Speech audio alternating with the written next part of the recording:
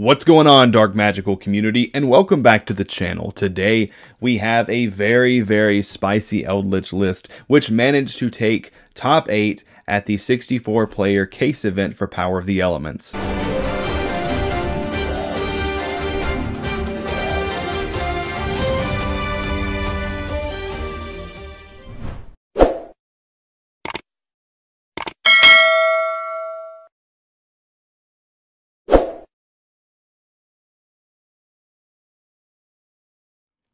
What's going on, guys, and thank you all for joining me today here on the channel. As always, before we jump right into this deck profile, if you could, please be sure to hit that like button and the subscribe button. It really means a lot to me when you guys do that. It really motivates me to make more content, just keep going with what I do, and it really means a lot to me to be able to see that feedback from you guys. So, without further ado, we're going to go ahead and we're going to dive right into this. This is the top 8 deck profile by my friend Kunwoo Lee.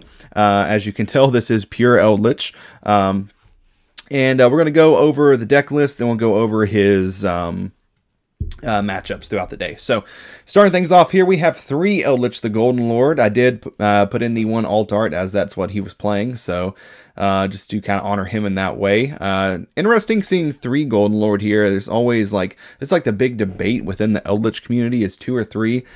So good to see that he had some success with 3. Main decking double Lava Golem, double Lord of Heavenly Prison. The only spell was 3 Pot of Prosperity, followed up by triple copies of Compulsory Evacuation Device, 3 copies of Conquistador, 2 copies of Dogmatic Punishment, 3 copies of Elixir of Scarlet Sanguine, 2 copies of Gravedigger's Trap Hole. Now, it's been quite a while since we've seen Gravedigger's Trap Hole, so if you're not very familiar with this card, it's a normal trap that says when your opponent activates a monster effect in their hand or their graveyard, or when your opponent's banished monsters effect is activated, negate that effect, and if you do, inflict 2,000 damage to your opponent. So in the earlier days of this card, we're kind of seeing this card played with Traptrix Rafflesia, sort of as a way to be able to negate Nibiru, which is very cool to see Woo have some success with this. So very cool there.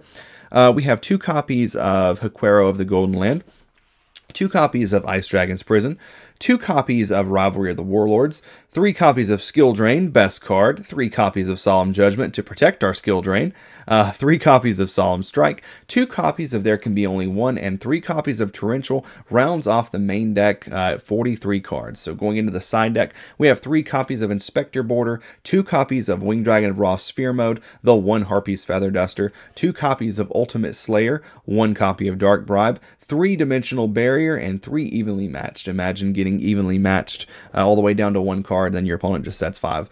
That would be a very sad story.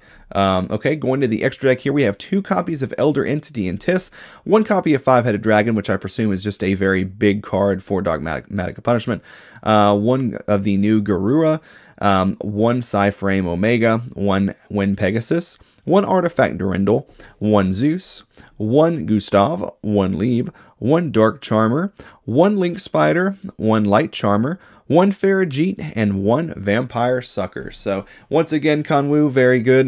Congratulations to you for doing so good with your Trap Eldlich deck.